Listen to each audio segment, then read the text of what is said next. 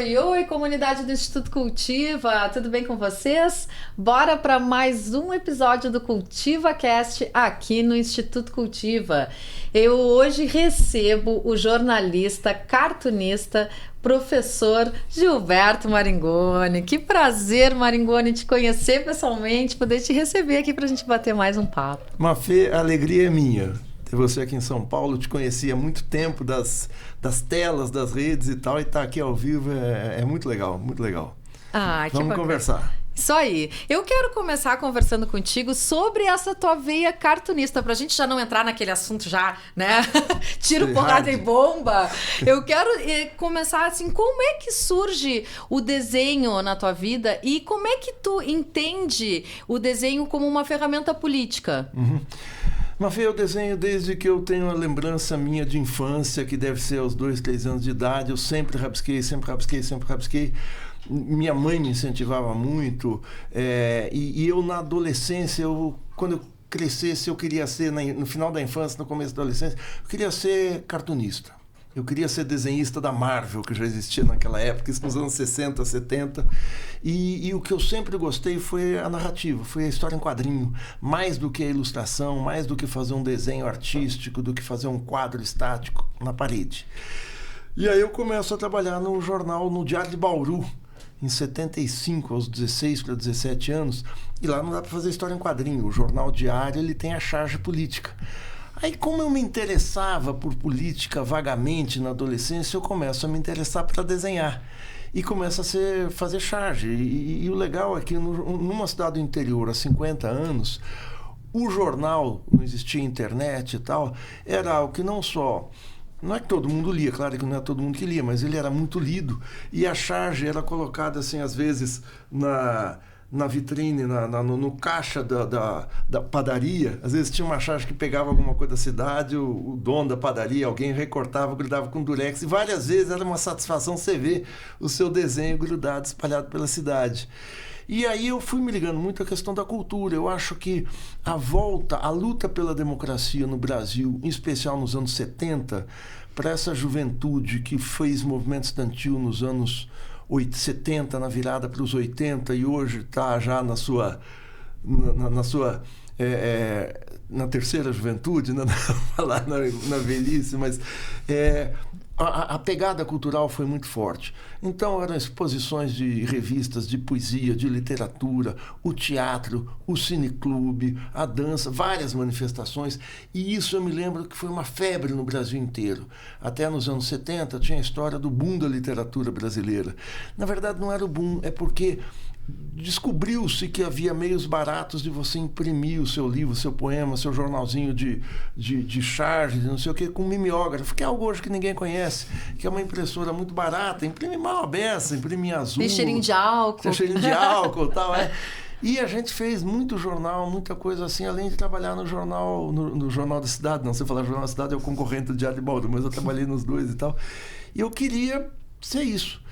E aí eu sou empurrado, como vários, para fazer a charge política, né? Para entrar na charge política. Então eu fui chargista do Estadão durante quase 10 anos, e o incrível, o Estadão, o Estado de São Paulo, eram os 4 grandes jornais do Brasil nos anos 80, 90, eram o Globo, o Jornal do Brasil no Rio, o Jornal do Brasil desapareceu, a Folha de São Paulo e o Estadão, que tinha uma influência como opinião muito, muito maior do que hoje, né? Porque eu estou dizendo, a comparação com a internet é brutal. Quer dizer, hoje você tem informação, uma algaravia, ou seja, várias vozes na internet. Claro que algumas são muito mais poderosas que outras, mas esses jornais tinham peso. E no Estadão, incrível, eu tinha uma liberdade absurda para fazer a charge. Acho que ninguém ligava, porque o Estadão era um jornal sisudo, e a charge começa porque tanto o JB quanto o Globo, quanto a Folha tinham a charge como um espaço nobre. O Estadão coloca aquilo lá, eu acho que mais como um adereço do jornal. Então, durante muito tempo, quem desenhava no jornal tinha absoluta liberdade. Isso foi muito legal. Aprender a fazer o desenho. Eu trabalhei no Diário do Comércio e Indústria, também no DCI, com o Aloysio Biondi, um grande ícone da imprensa. Mas essa história de você fazer o desenho rapidamente, porque o jornal fecha, tem que estar no dia seguinte, te ensina não só a desenhar rápido, mas a criar imagens e ideias muito sintéticas para você se comunicar e ter cumplicidade com o leitor. né? Isso é um aprendizado. Não é que você tem que fazer as coisas fáceis, você tem que criar códigos que destrinchem coisas complexas num único desenho. Ou seja, tem uma revista britânica que acabou há uns 10 anos, mas ela é uma revista que começou nos anos 1830, uma revista de desenho, de humor, chamada Punch, que é o soco. A charge é o soco, ela tem que ser imediata. Então a narrativa é uma narrativa que você bateu o olho e viu. Se explicou muito, não tem sucesso. E eu me especializei nisso. E daí eu voltei a fazer história em quadrinho, eu fazia tira de quadrinhos. Eu estava numa época nos anos 80, quando eu me separei, eu fiz uma tira de um cara que tinha se descasado e o nome dele era Romeu, que é o Romeu do Shakespeare, o Romeu descasado, né? Não era o Romeu da época. O Romeu capa caída. O Romeu foi largado, o Romeu largado, né? E aí eu comecei a fazer histórias de página. E aí publiquei em algumas revistas na França, na Itália, em Portugal, na Espanha. E aí eu falei, pô, é a Glória. Só que a Glória tem o seguinte, o espaço do desenho com a entrada da internet, ele foi migrando para a internet, para outras formas de linguagem, e ele foi se estreitando, assim como o espaço do jornalismo profissional na imprensa impressa. Então eu publiquei onde eu queria, eu fiz o que eu quis, tenho livro de quadrinho publicado, adoro fazer, tenho 2 livros em andamento, mas eu não posso me dedicar a isso. Eu fui, como falava minha avó, terminar de me desasnar. Desasnar é uma expressão brasileira, não sei se tinha no Sul, no início do século XX. Não conheço. Porque toda criança é um asno, né? Minha avó falava. Então você vai para a escola para se desasnar. Então eu fui terminar de me desasnar, fazer mestrado, doutorado e tal, e eu virei professor de Relações Internacionais, que eu adoro também, né? Você pensar de outra maneira, não gráfica. Eu acho que a combinação dessas coisas faz com que você também aprenda a escrever de uma maneira, mesmo na academia, de uma maneira a ser compreendido fora dela, né? Você não escrever só para os seus pares, embora você tenha na academia um rigor metodológico, um rigor na coleta, na sistematização de informações, de dados, muito, muito grande, mas eu acho que escrever, desenhar, falar, se colocar de uma maneira aberta, ou seja, de uma maneira acessível a um público grande, num país como o Brasil é fundamental. Porque a palavra aqui cada vez mais é utilizada para você embaralhar a realidade, né? Nessa nova língua brasileira que se faz o seguinte, a linguagem hoje é a fake news, né? Todo mundo usa, de oposição ao governo, todo o espectro político usa isso. Eu acho que não, a gente tem que ter, pelo menos a missão nossa aqui no Cultivo e em outros sites a palavra, a imagem serem para esclarecer. Bom, muito sucintamente, mas falando muito comprido aqui para uma entrevista desse tipo, é isso que é o desenho / vida acadêmica, professor, jornalismo e tal. E essa questão da cultura também como essa forma de enfrentamento às ditaduras, às censuras. Agora a gente está revivendo isso no Brasil de alguma forma com o Ainda Estou Aqui, que levantou, né, que está concorrendo ao Oscar, que coloca o Brasil de novo no mundo, né, no cenário cultural, mas que também desperta em nós brasileiros aquele orgulho, assim, de se sentir parte dessa história, mesmo que o filme trate de uma história tão dura. Eu queria te ouvir também isso, assim, esse momento que a gente vive hoje, tu acha que a cultura ainda tem essa importância como tinha lá na década de 70? Total. Aliás, o Ainda Estou Aqui, eu vi 2 vezes. É um filme que não coloca o Brasil para o mundo. Ele só consegue colocar o Brasil para o mundo porque ele coloca o Brasil diante do Brasil. Um filme em que mais de 3 milhões de pessoas, eu não sei hoje quanto é que está o ranking, deve estar muito mais do que 3 milhões, um filme que vai a um certame internacional como o Globo de Ouro, como o Oscar, ele é visto por brasileiros que não sabiam dessa história, porque ela foi ocultada por sucessivos. O único governo que levantou bem essa história foi o governo Dilma. Façamos justiça com a Comissão da Verdade. O Fernando Henrique, um pouco, a Comissão de Mortos Desaparecidos, mas quem colocou isso na pauta política foi Dilma. Todos os outros deixaram de lado. O próprio Lula não quis que se comemorassem os 60 anos do golpe de 64. E ele, uma comissão de familiares de mortos desaparecidos que teve em julho e agosto de 2024 em Brasília, não foi recebido por ele. Entre eles, a filha, a Veroca, filha do Rubens Paiva. Mas agora o filme coloca, então ele torna a ditadura, o terror, algo muito vivo. E essa simbiose da cultura e da política é muito importante, e o filme não é panfletário. Mas nesses momentos difíceis, a gente vê, já há alguns anos, um florescer da cultura, especialmente entre a juventude periférica. Eu acho que o Ministério do Gil teve um papel muito importante nisso, que eram os pontos de cultura, que era você incentivar as manifestações e ajudar a financiar essas manifestações, seja na música, no hip hop, na dança, nos vídeos, agora você faz vídeo, todo mundo. É absolutamente essencial na disputa política. Eu pego muito a história do Partido Comunista Italiano.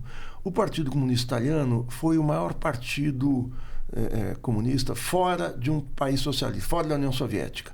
Ele tinha 30% do eleitorado italiano no pós-guerra. Eu lembro de ter ido à Itália em 90, um pouco antes da sua extinção. Qualquer lugarejo que você ia tinha uma sede do PCI, do PT, que eles chamam, né? Que é o C fala T. Mas mais do que isso, ele se tornou um fenômeno cultural. Ele se tornou um fenômeno cultural no cinema, na literatura, em várias outras áreas, mas especialmente no cinema. Há 2 filmes muito expressivos, um que é possível ser visto no streaming, no Netflix, que é O Trem Italiano da Felicidade, que pega essa no pós-guerra, o PCI fazendo trabalho social que não é estritamente político, e um filme de um cineasta chamado Nanni Moretti, talvez você conheça, ele está com 75, 76 anos, que foi militante do PCI, e é um filme muito nostálgico e triste, que mostra não só a decadência, quer dizer, da esquerda na Itália, a decadência do cinema e a decadência da sociedade. Quer dizer, isso que a gente vê, a Itália hoje é governada por uma fascista. O PCI, eu acho que foi o Partido Comunista, o partido do Gramsci, né, que melhor fez essa disputa na sociedade, a disputa no terreno das ideias, que ela não se dá só numa tribuna, como você... Não é só, né? Isso é muito difícil fazer na tribuna, no microfone, na tela, aqui a gente falando de política, mas ele fazia na vida cultural. Então, grandes diretores italianos, se não eram do partido, eram vinculados de alguma maneira, direta ou indiretamente, a ele, e a história do PCI se funde com a história do cinema italiano. Tanto que o partido acaba em 92 e o cinema italiano entra em decadência. Tem outros motivos também, né? O avanço das big techs, das grandes distribuidoras, da Disney, da Marvel, não sei, a Disney e a Marvel são uma coisa só. O avanço da cultura do cinema coreano, tá? Mas a crise, a debacle do cinema italiano, que era um cinema poderoso mundialmente, mas era um cinema que se voltava para a Itália. Você pega o neorrealismo, Vittorio De Sica, o Ettore Scola, o próprio Fellini, que era um pouco fora disso, né? O Fellini não era um comunista, um democrata, tá? Mas a influência da esquerda na cultura era muito forte. E aqui no Brasil, nos anos 70, muito desse florescer democrático se deu pelo viés da cultura. E acho que isso continua, de certa maneira.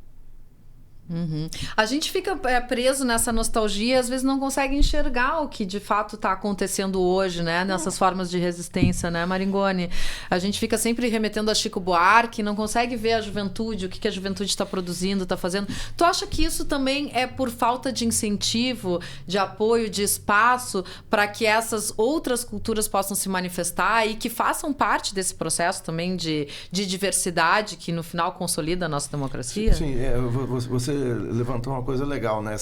Não é uma nostalgia. A nostalgia, a saudade, em geral, é muito triste, porque você vive do passado. Eu acho legal ter vivido isso, mas eu acho que a gente tem que olhar para agora, para o que tem essa produção. Quando eu falo juventude, não é fazer demagogia, olha, juventude. Não, é porque é a renovação da linguagem.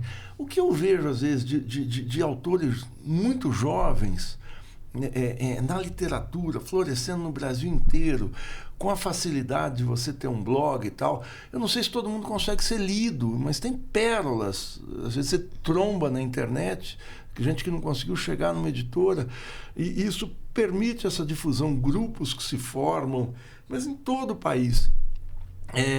E eu acho que a gente tem que olhar para frente, sim. E existe essa vitalidade que muitas vezes não está na política estrito sensu. Mas isso é política, isso é uma forma de resistência, isso é uma forma de fazer contato com o outro, fora dos valores bobos, tapados da competição extrema. Ela existe e tal, mas existe um fermentar de quem não está na competição. Não está porque não quer tal, porque perdeu, ou porque acha que não é essa a saída. Então, existe esse fervilhar. Quando eu vejo um cara que eu gosto muito mesmo, é o Safato, quando ele fala da esquerda morreu, ele está falando da esquerda institucional, pelo que eu entendo.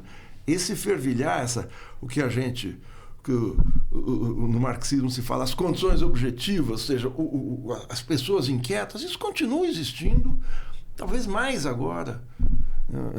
Claro que existe conformismo em muita gente muito abatida, muito desalentada, muito desanimada, mas eu acho que a gente tem que incentivar e ter esse olhar para essas manifestações. Não são novas, elas são perenes na sociedade brasileira, elas se renovam pela forma, pela maneira de se apresentar. Mas isso me anima. Ai, que bom. É bom a gente se agarrar no que nos anima, né? Ainda mais nesses momentos, a gente está falando de algumas formas de resistência, e essa questão das expressões culturais e das manifestações, né, culturais também são uma forma de resistir, por exemplo, a esse avanço das big techs e das redes sociais, e que a gente agora já pode fazer um gancho para partir aí para uma parte mais política, que a gente está vendo, inclusive, com a chegada do Elon Musk e do Zuckerberg no poder dos Estados Unidos, né, institucionalmente, mostra que essa ameaça tende a piorar, né, Maringoni? Um dos argumentos deles para expandir, e do Zuckerberg, você, claro, deve ter visto aquela fala nazifascista dele, foi a resistência existente no Brasil por parte do ministro Alexandre Moraes, que é um homem de direita, que é um homem do judiciário. O que me desanima, Mafê, é ver que o poder político, o governo Lula, os partidos de esquerda não colocam isso como uma questão política premente. Outro dia o Sérgio Amadeu colocou um tweet, aliás, na rede do Elon Musk, dizendo o seguinte, que o PT chamou para fazer um treinamento para sua militância sobre redes, sobre entrar nas redes e tal, contratou a Meta do Zuckerberg. E ele fala, é mais ou menos como se o Zelensky chamasse o Putin para ter uma assessoria militar para saber como se comportar na guerra. Então, assim, essas coisas são absurdas, porque enquanto você tem um país com um potencial imenso, você tem que fazer política. Assim, o Lula não pode ter uma fala conformista. Eu vi uma entrevista dele, ele deu uma coletiva recentemente, que muita gente falou, que legal, que legal. Não, o Lula é muito bom, não tem dúvida. Mas é uma fala basicamente conformista. Nós vamos continuar com ajuste, não vamos fazer nada contra a inflação dos alimentos, eu vou conversar com os produtores. Os produtores querem ganhar dinheiro, eu vou ter que trombar com os interesses deles. A alta da gasolina da Petrobras. A gente não elegeu o Lula para se conformar com a situação e para ele dizer o senso comum. A gente elegeu o Lula para ser... Não é para ele puxar nada, é para ele ser a voz dessa inquietação que tem na sociedade brasileira. Eu acho isso muito grave. Eu sei que o inimigo é a extrema-direita, a direita é isso, mas se a nossa turma, se o nosso campo não se prepara para uma batalha que é duríssima, para o confronto, já não vai.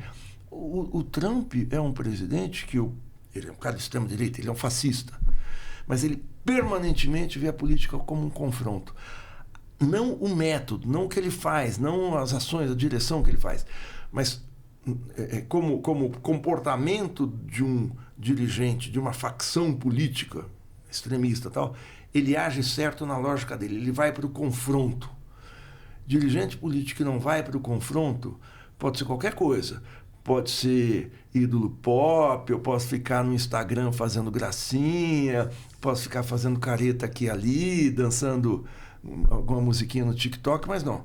Tem que ir para um confronto. Isso é que gera engajamento das pessoas. É aquela história, vem comigo, nós vamos enfrentar esses caras. Claro, você tendo noção, sem ser baluartista, sem ser desesperado, mas eu acho que essa função de organizar a sociedade é fundamental.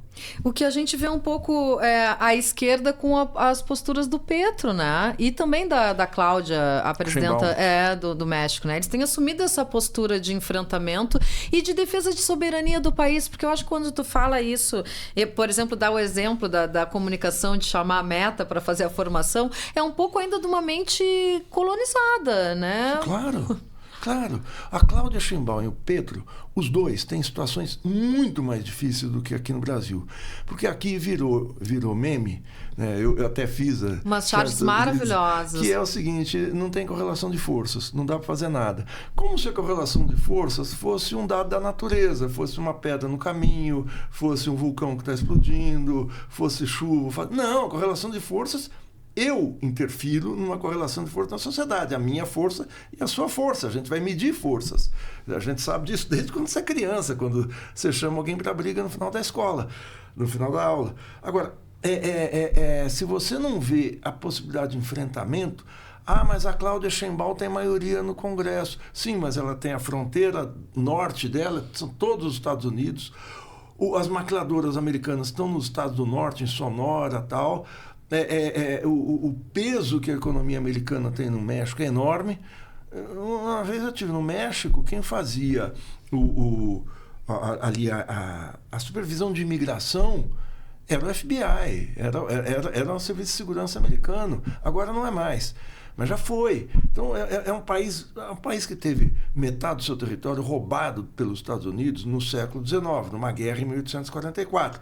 Califórnia, Utah, Novo México e outros pedaços ali foram... Texas, petróleo e agricultura, foram roubados. Aquilo era México. Então é um país depenado pelos Estados Unidos. E a Cláudia Sheinbaum bate de frente. Não vão vir os migrantes, né, os mexicanos que moram lá, não vão vir acorrentados, nós vamos buscar. É custo para o México? Não é custo para o México, é ganho político.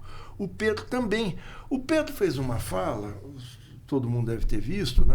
Na verdade, acho que é um tweet. Texto, eu não sei se... Uma carta. Eu não vi aquilo vocalizado, muita gente fala que é um discurso... E aí as pessoas falam, mas é brega, não sei o que. Peraí, calma. Eu não estou discutindo se é brega ou não. Estou discutindo o seguinte, ele demonstrou um descontentamento. Mas ele recuou. Sim, ninguém faz o enfrentamento achando que você vai conseguir 100%. Ele conseguiu o seguinte, não vão vir acorrentados e eu vou buscar com os aviões, não vão vir com aviões militares. Tem sanção, o Trump ameaçou com sanção, ele ameaçou com sanção, os dois voltaram atrás, chegou-se ali um termo de entendimento. Agora, a direita, a extrema-direita, propaga aquele recuo. O duro é o progressismo, falar, não, mas o Itamaraty conseguiu a mesma coisa sem alarde. O alarde do Petro nos favoreceu. O alarde da Cláudia Sheinbaum, que fez um discurso maravilhoso, nos favorece. Mesmo recuando, ele travou a luta política e deixou claro, de uma maneira muito pedagógica, para a população colombiana, isso é o principal, essa pedagogia, mostrar que existe um inimigo, existe um enfrentamento a ser feito. Porque senão você fica na negociação palaciana e ninguém sabe ao certo por que ela ocorreu. Não, ele fez a quente. Às vezes você perde, às vezes você avança. Não, mas ele... Um idiota escreveu na Folha de São Paulo, ele fez uma política de DCE. Agora, toda a política do Pedro é DCE. Sim, e a do Trump, o que é? Claro que não é DCE, aquilo é uma política, é quase gritando, vamos ocupar a Polônia. É quase isso, é um negócio que é o que ele faz com o Panamá. Ocupar o canal, anuncia mudar o nome do Golfo do México, anexar o Canadá, anexar a Groenlândia, isso é um pouco mais do que falar vamos ocupar a Polônia, que foi em 1939 que o Hitler fez. É quase isso. Então, a queixa toda é para quem resiste e não para quem ataca. Não, mas quem ataca é o maior país do mundo, ele pode nada, pô. Até porque recuo na política, inclusive, é estratégico, né? E não estou dizendo que seja nessa função da conciliação, que é diferente. Mas o recuo, tu avança e algumas vezes tu recua para poder avançar mais ainda, né? Até porque um dos livros mais conhecidos do século XX sobre política é Um Passo Adiante, Dois Atrás, que é do Lenin, que é o recuo, eu avanço e recuo 2, avanço 1 e recuo 2, eu vou fazendo assim, porque é um jogo de paciência. O recuo nem sempre é uma derrota. O recuo, às vezes, é uma maneira de você ter que retroceder para se fortalecer, para seguir adiante. Então não tem essa, recuar é vergonha. Não é vergonha. Quantas vezes na vida todo mundo recuou em situações muito distintas? Então, porque é não ver a política como uma disputa imprevisível. Eu vou testar a correlação de forças. Antes de eu dizer previamente, se o Pedro fosse pensar não há correlação de forças, ele não sairia de casa. O Brizola, você que é gaúcho, você deve conhecer essa história, quando ele nacionaliza meu Deus, a ITT, a empresa telefônica, que aqui no Brasil era, eu não me lembro, ela tinha um nome fantasia aqui no Brasil, e o Brizola nacionaliza a Companhia Telefônica do Rio Grande do Sul. Eu não sei se era exatamente esse o nome. E ele faz isso num gesto administrativo e nacionaliza e acabou. E os americanos ficaram doidos da vida, porque aquilo era um troço inédito aqui na América do Sul. E aí ele falou, uma vez, eu lembro de uma entrevista dele, quando eu fui a Nova York e me mostraram, aqui é a sede, passaram em frente do prédio da empresa que você nacionalizou, ele falou, eu olhei para cima e meu olho não parava de subir, porque eu olhava, tinha prédio. Falei, se eu soubesse que era um troço desse tamanho, jamais eu teria me aventurado. Claro, ele ia falar, não tem correlação de força. Mas ele pegou e fez. Às vezes você faz isso, e às vezes você ultrapassa os limites, você tem que recuar. O Brizola não recuou, o Brizola foi derrotado no golpe, porque ele fez a cadeia da legalidade, uma das páginas heróicas da história recente eu digo o século XX, né, do Brasil. Então é isso, correlação de força você testa. O Pedro testou, a Sheinbaum testou. É isso que vai determinar um resultado final. E às vezes você concilia, às vezes você faz o acordo. Sempre você faz o acordo. E até porque para a gente virar essa correlação de forças, para a gente ganhar em algum momento, a gente precisa acumular, né? Claro. E só se acumula se for para o enfrentamento. E essa questão pedagógica, exatamente. Quando eu digo que o discurso do Pedro foi pedagógico, ele mostra que o recuo não é dele, o recuo é um recuo que o país às vezes precisa fazer, às vezes porque não tem apoio interno, porque as classes dominantes, a oligarquia agrária colombiana, que exporta café, que exporta flores, que exporta minérios para os Estados Unidos, fala, opa, não vai brigar com ele não. Ele tem pressão externa e interna. Você imagina que no Brasil a Faria Lima, se o Lula endurecesse com os Estados Unidos, essa gente que vive aqui entre São Paulo, Rio, Brasília e Nova York, sem demérito para Jaguarão, mas essa disputa é interna. Então, não sei se principalmente, mas os filhotes, como diria o Brizola, os filhotes do Império estão aqui dentro. E, Maringoni, a gente já está entrando num clima 2026, né? Enfim, os debates estão aí, as especulações, se vai vir Lula, se não vai, como é que se enfrenta a extrema-direita, qual é a força que tem, quem vai ser a cabeça da extrema-direita, se vai ser Bolsonaro, se vai surgir outro nome. Eu queria um pouquinho te ouvir da tua análise, assim, desse cenário pré-2026, como é que tu está vendo os movimentos do governo, do Lula, da esquerda, pensando nesses dois separados, e também esses movimentos que vêm pelo lado da direita e da extrema-direita? Olha, Mafê, se eu for olhar hoje, não existe outro candidato que não o Lula. Com toda a crítica que eu faço ao Lula, e eu faço críticas, eu espero fazer críticas qualificadas, não quero, não é uma briga, não tem briga nenhuma com o Lula está no nosso campo e tal, mas é o Lula. Agora, o comportamento dele e do governo não estão à altura desse enfrentamento. A política econômica do Lula, o arcabouço, ela se torna a única política coerente, eu não digo que seja correto, mas coerente é o seguinte, ela é uma política que colocou o governo inteiro no ritmo do corte de gastos. O governo inteiro não reduz investimentos. O governo inteiro puxa o freio de mão e fica sem ação na economia. Tanto que você tem uma inflação de alimentos e a única saída que o governo propõe, agora que ele tem maioria na diretoria do Banco Central, é elevar os juros, o que arrebenta com a economia produtiva, faz recuar o PIB e tal. Quando o correto é você aumentar a oferta de alimentos com uma política que o Jânio Quadros fez, que a ditadura expandiu, que o Sarney expandiu e o Collor começou a destruir, que é a política dos armazéns, dos estoques reguladores dos armazéns da Conab, a Companhia Nacional de Abastecimento. Eu cresci do lado de um, não sei se você é mais nova, você pegou isso, mas do lado de um armazém da Cobal, que era uma subsidiária da Cobal, a Companhia Brasileira de Alimentos. Você ia lá, você comprava feijão, milho, açúcar, café a granel. O sujeito enfiava uma caneca, botava num saquinho de papel pardo, um saquinho de pão, pesava e você levava, não tinha marca do produto. Por quê? Porque aquilo era o excedente da produção. Na safra, o governo comprava barato, estocava, quando o preço saía do controle dentro, ele jogava aquilo para forçar a baixa do preço. Isso faz parte do mercado, da regulação do mercado. Como isso foi destruído pelos sucessivos governos pós-Fernando Henrique e os governos do PT não investiram nisso, o governo Lula chega totalmente desaparelhado para combater a inflação. E agora, isso tem uma lógica. O Haddad falou isso a semana passada, depois de sair da reforma, da reunião ministerial. Ele disse que não vai ser investido, que não vai ter investimento para baixar o preço dos alimentos. Ou seja, o arcabouço, que é o organizador geral do governo, ele desorganiza a vida política, social do país com isso. Você corta concurso público, você corta investimentos no SUS, você corta investimentos em várias áreas. Ah, mas o PIB está bombando. Ah, mas o emprego cresceu. Ah, mas a renda... Tá bom, só que as pessoas não estão sentindo isso. Todo mundo virou um lugar comum aquela frase da Maria da Conceição Tavares, né? O povo não come PIB, o povo come comida.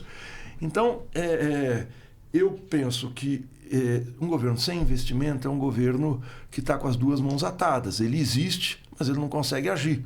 Preço dos combustíveis eu não posso fazer nada, preço dos alimentos eu não posso fazer nada, em outras áreas também eu não posso fazer nada. Nesse ponto, reindustrializar o Brasil vira uma ficção. Eu vejo aqui, manchete dos sites progressistas, governo zera o déficit. Então, zerar o déficit não é feito, zerar o déficit é algo que os bancos querem que você faça. Eu não quero zerar o déficit cortando o SUS. O SUS é ótimo. Eu tenho um sobrinho que trabalha no SUS. Eu uso o SUS. Eu tenho plano de saúde, mas eu uso o SUS em várias coisas. Vacina, todo mundo usou o SUS. Eu fui marcar uma consulta de otorrino. Pelo menos 6 meses de fila de espera. Se eu entrar, eu sei que vou ser maravilhosamente bem atendido. Mas a fila é imensa e isso é que desanima as pessoas. Então, investir no SUS é algo da Constituição de 88. É algo que foi conquistado por uma geração de médicos, de profissionais de saúde e tal, que foi um movimento de saúde que a esquerda teve muito forte nos anos 80, que não pode ser perdido.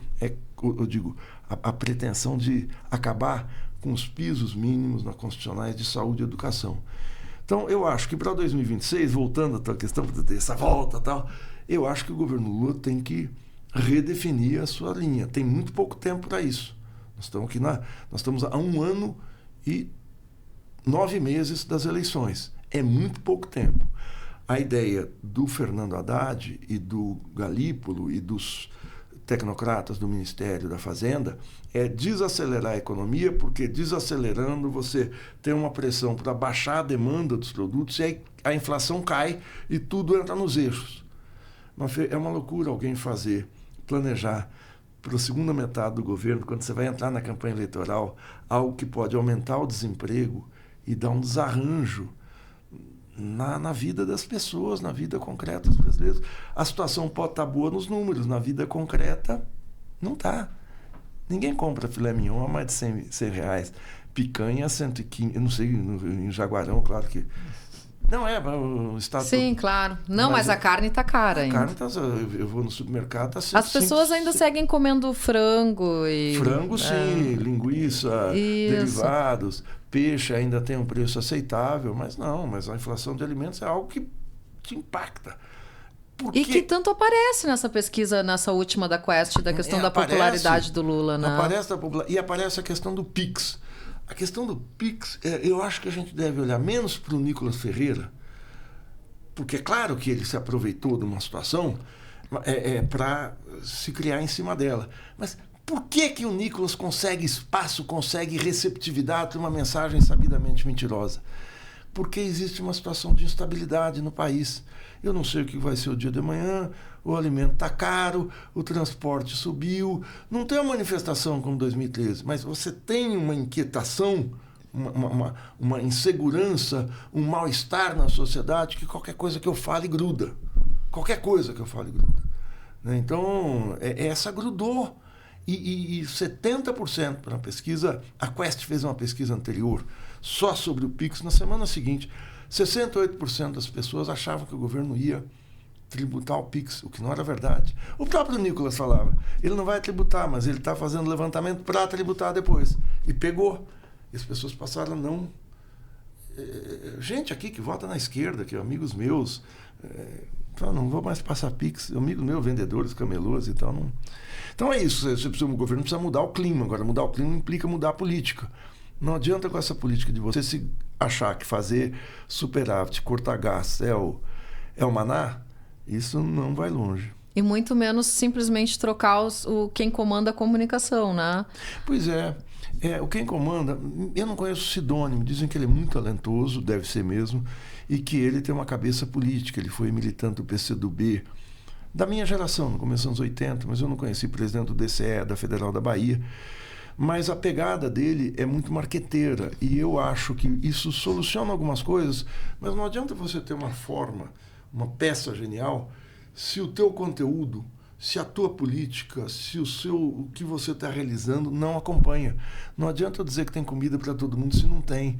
Não adianta eu dizer que vou controlar o preço dos alimentos e permitir que a Petrobras aumente o preço do diesel, porque o preço do diesel, por ser o combustível do transporte rodoviário por excelência, transporte de carga, vai subir, vai impactar mais os alimentos.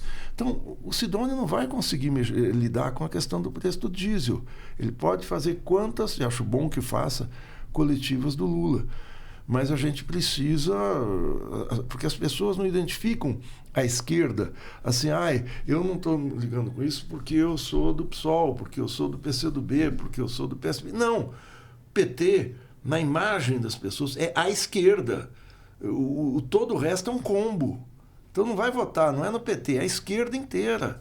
Vai perder com esse tipo de coisa. Eu acho muito problemático você ter feito um governo depois de 2 anos de Temer e 4 de Bolsonaro, você entra, a tua política é a contenção. A tua política não é a expansão, não é o desenvolvimento. O Haddad não fala em desenvolvimento. O Haddad é ótima pessoa, né? Você conversa com ele, é um cara muito acessível e tal. Agora, eu discordo frontalmente da política dele. Então, eu acho que ele não poderia nunca ter começado um governo anunciando, não vamos fazer um ajuste fiscal ou um teto de gasto, como ele mesmo admitiu. A gente teve isso, contenção em toda a área. Te falar só aos professores, não quero me alongar demais, mas os professores das universidades federais vão dizer que somos privilegiados. Não, somos assalariados, trabalhadores. A gente ficou com os salários 30% defasados durante os anos de Temer e Bolsonaro. Teve um pequeno reajuste em 2023, quando o Lula entrou, o primeiro ano. Em 2024 não teve. Houve uma greve, durou 2 meses. Greve de professor é sempre muito complicada, porque você não deixa de produzir um parafuso e muitas vezes quem sai prejudicado é o aluno, é o estudante. É muito difícil. Mas essa greve, pela gravidade da situação, ela teve um efeito, uma legitimidade, um efeito, uma capilaridade nas universidades federais, entre os técnicos administrativos também, e o funcionalismo também, que também está com o salário defasado, muito grande. O Lula negou o reajuste ano passado, era 0, e prometeu o reajuste para janeiro desse ano. Só que eles colocaram que o reajuste ia ser concedido depois da votação da Lei de Diretriz Orçamentária, da LDO, do Orçamento de 2025. O orçamento não foi votado no final do ano, porque o governo priorizou a questão do pacote de cortes em dezembro. Não foi votado em janeiro. Vai ter agora o debate da mesa da Câmara. Talvez seja votado em fevereiro e o reajuste saia em março. Não é aumento, é reajuste. Isso é mentir para a categoria. Isso é desgaste. E é desgaste em categorias do funcionalismo que votaram no Lula. Então, o que eu estou vendo é assim, na pesquisa Quest, essa pesquisa é desastrosa porque ela é perda do Lula em todas as linhas, juventude, evangélicos, católicos, mulheres. Nordeste. E no Nordeste, o Nordeste é onde a curva de queda é mais acentuada, acho que é 11% em um mês. No geral foi 5% que ele cai em um mês, é um ponto por semana quase. Mas o Lula está tornando... incentivando o descontentamento na sua base de apoio. Esse professorado, esse funcionalismo do SUS e tal, todo votou nele. Por que é contra ele que eles se voltam? Eu acho que existe uma certa soberba no governo que essa gente não tem outra alternativa senão votar na gente. Então podemos ir. Então, essa questão dos professores não está pegando, não está em jornal nenhum e tal, mas é aquela coisa, aquele veneno que vai se espalhando. Olha, os caras mentiram para a gente, não dá para votar. É muito sério esse tipo de comportamento, acho, assim, não é admissível num governo que tem que ganhar, porque a alternativa vai ser a extrema-direita. E aí eu quero também te ouvir sobre a tua análise em função da extrema-direita no Brasil. Tu achas, por exemplo, que esse cenário de Trump voltando ao poder fortalece de alguma forma a extrema-direita aqui no Brasil? Tu acha que vai seguir a organização em torno do clã dos Bolsonaro? A tendência é a surgir alguma outra liderança? Como é que tu está vendo a organização dessa outra, né, da outra turma? Fê, muita gente fala do bolsonarismo, né, fazendo aí um rebatimento no Bolsonaro do que é o lulismo. Eu tenho muita dúvida se existe um movimento bolsonarista no país como existiu o lulismo, porque o lulismo é uma construção de 3, 4 décadas de uma liderança popular que vai com todas as dificuldades, galgando degraus na institucionalidade, vai gerando, e o Lula tem esse mérito imenso de em torno dele, não é por ele só, mas se organizou o MST, se organizou o movimento de mulheres, se organizou o movimento de moradia, se organizou o movimento de bairro, se organizou o movimento sindical e tal.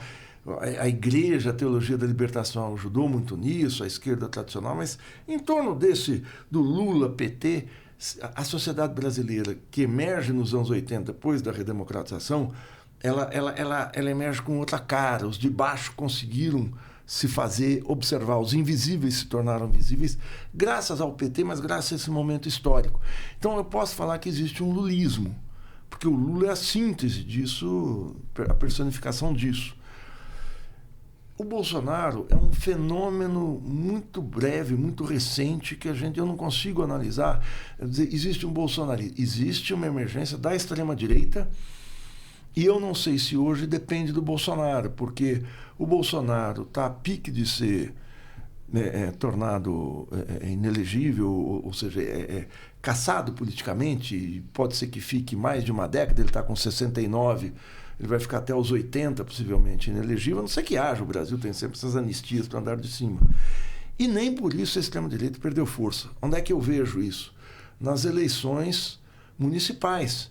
As eleições municipais não dependeram do Bolsonaro, embora ele tenha feito campanha dos 5.700 municípios brasileiros. Você pega aí o PSD, que se encosta no Bolsonaro, está no governo Lula, mas está no Tarcísio, que teve com o Bolsonaro, tem 800 prefeituras. O PL, se não me engano, tem 1.200. Você pega a extrema-direita, eles têm 70% das prefeituras, mais a direita tem tanto. Eu estou chutando os números de cabeça, pode ser que não seja exatamente, mas, assim, o PT, a esquerda, tem 4% das prefeituras. Então, é muito mais que o Bolsonaro. Existe uma fermentação extremista de direita no país, como existe nos Estados Unidos, na eleição do Trump.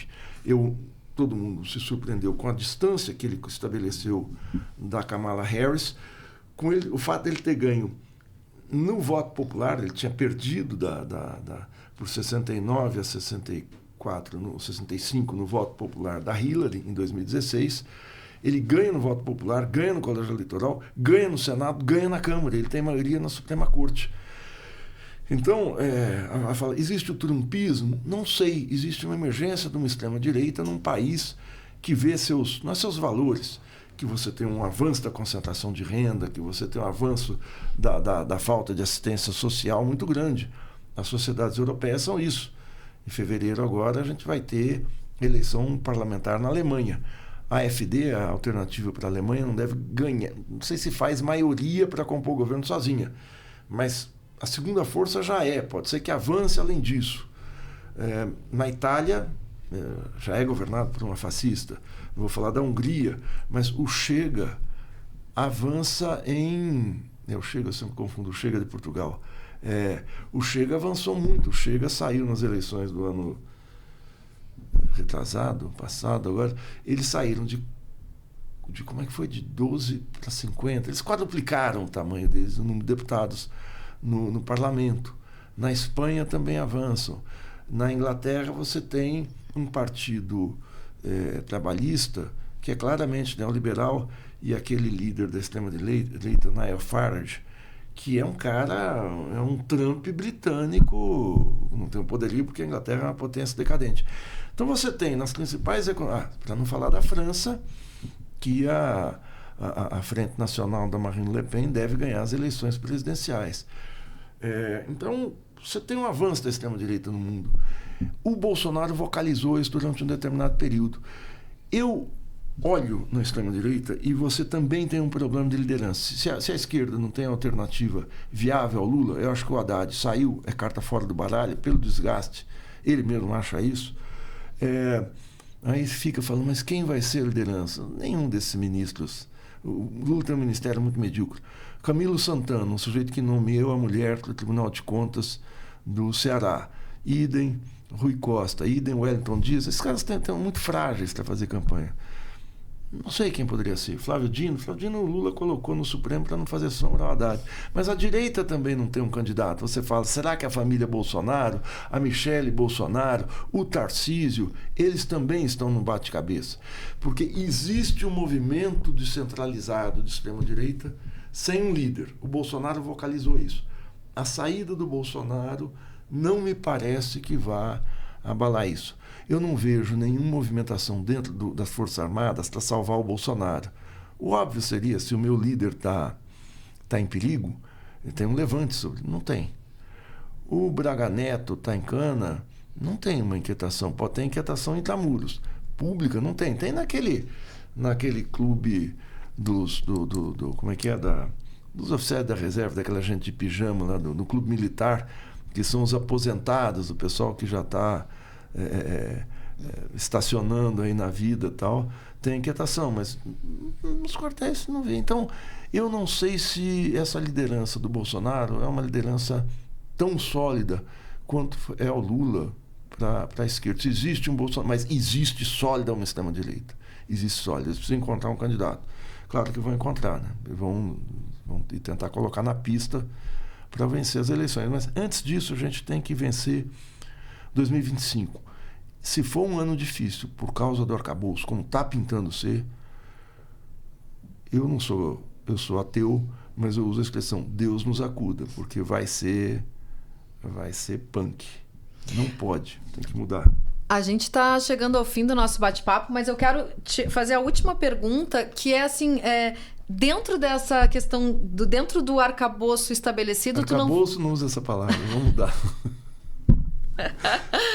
Dentro desse teto de gastos, né, estabelecido pelo governo, tu não vê alternativa. Teríamos que acabar com isso para poder pensar numa forma de enfrentar e de ganhar as eleições em 2026. Qual seria a saída, Maringoni? A saída? Pois é, Mafê, esse é um grande problema, porque o governo resolveu enfiar a mão numa cumbuca que ele mesmo construiu e falar, olha, eu estou super legal com a mão enfiada aqui na cumbuca, é uma armadilha para pegar passarinho. Por quê? Porque o arcabouço é obra do governo. O arcabouço foi o governo que fez, inclusive com punições, que se não for cumprida a meta determinado ano, no ano seguinte cai o uso da receita, você não pode, você contingencia mais ainda. O governo criou o arcabouço. Claro que o arcabouço não é criado pelo governo, é a imposição da Faria Lima também, mas eles criaram o arcabouço, que o Haddad sabe que é um teto de gasto, ele chama, foi votado no Congresso, e você está fazendo PECs e emendas no arcabouço. Para você acabar com o arcabouço hoje, não basta o Lula querer. Você tem que ter maioria num Congresso que você não tem maioria. Então o governo criou, é uma coisa ensandecida, o governo criou para si uma armadilha. Eles não conseguem mudar o arcabouço. Assim, eu olho, eu falo, não, os caras resolvendo se suicidar, é isso. fazer um araquiri em público. Como é que muda o arcabouço hoje? A não ser que o Lula que saia aí, eu não sei como, com esses convencimentos pouco ortodoxos que você faz nas votações do Congresso, mas você tem que fazer isso rápido para ter feito nas eleições. Porque o arcabouço não é mais um ato do governo, é uma lei brasileira. Faz parte da institucionalidade, foi votado. Esse Congresso ultraliberal não vai querer voltar atrás. Aliás, vai achar bom que o governo tenha um arcabouço, que eles fiquem com as duas mãos amarradas, para os candidatos dele poderem vir e fazer demagogia e falar, eles não estão investindo, não sei o quê. Você acha que a extrema-direita, a direita, o PL, vai acabar com o arcabouço, vendo que é o arcabouço que está paralisando a ação do governo? Não. Então, eu não entendo o que o governo fez. Eu não entendo... Assim, eu sei qual é a diretriz do governo. A diretriz do governo é um ajuste fiscal pesado. Agora, por quê? Não sei. O Brasil não vivia uma crise fiscal, ou seja, o Brasil não estava a pique de quebrar em 2022, 2023, não estava. Não estava a pique de quebrar porque toda a dívida brasileira é em reais. O Banco Central emite dinheiro e resolve esse problema. O Bolsonaro emitiu 700 bilhões de reais na pandemia. Assim, mandou a maquininha rodar para jogar para a economia não afundar. O Haddad fala, o Bolsonaro fez um rombo na economia. Não, a única coisa positiva que o Bolsonaro fez foi emitir 700 bilhões de reais. Claro que ele usou isso eleitoralmente, mas se não fizesse, naquela freada que a economia deu durante a pandemia, aí sim a gente ia estar numa situação dramática. Todos os países do mundo que têm moeda soberana emitiram dinheiro para que a economia não afundasse. E o Brasil foi um dos que mais fez isso. Incrível. Foi o Paulo Guedes que fez. Fez por quê? Porque os donos dos grandes negócios, dos grandes capitais, falaram, se não emitir, nós vamos afundar e quebra todo mundo. E eles emitiram, quebraram o teto de gastos. Não tem rombo. Não tem que pagar mais. Isso não impactou a dívida. Isso impactou que a economia, em 2022, cresceu 3%, cresceu 2,9% em 2023, deve crescer 3,5% em 2024. E agora, as gracinhas, os tecnocratas da Fazenda e do Banco Central falam, não, tem que desacelerar. O Brasil precisa crescer, precisa gerar emprego de qualidade, precisa industrializar. Isso não é pecado, isso faz parte da economia capitalista. A economia tem que crescer. Bom, é isso. Eu acho que amarrar as mãos não é a melhor maneira de você entrar numa luta, né? Você se amarrar, fala, mas vê, vamos brigar. Eu amarrar para trás, aí você é menor que eu, mas eu com as mãos amarradas, pô, acabou, tô acabado. É isso, Marangoni. Muitíssimo obrigada pela tua presença. Adorei conversar contigo, como sempre. Espero que a gente se encontre mais vezes, já que a gente vai estar por aqui uma vez por mês por São Paulo. Vamos ver, Mafê. Adorei também. Feliz de te conhecer. Vamos ver se o próximo é em Jaguarão. Aí você estabelece uma linha aérea para Jaguarão. O Instituto Cultivo faz uma linha, freta aviões aí no Aeroporto Internacional de Jaguarão. A gente faz o programa lá. Ah, com certeza. Tá marcado, combinado. Gente, esse foi o Oi, Oi, Oi no CultivaCast. Muito bom estar com vocês. Quem gostou desse papo, não esquece, curte, comenta, compartilha. Te inscreve no canal do YouTube e no nosso Spotify. Valeu, até a próxima.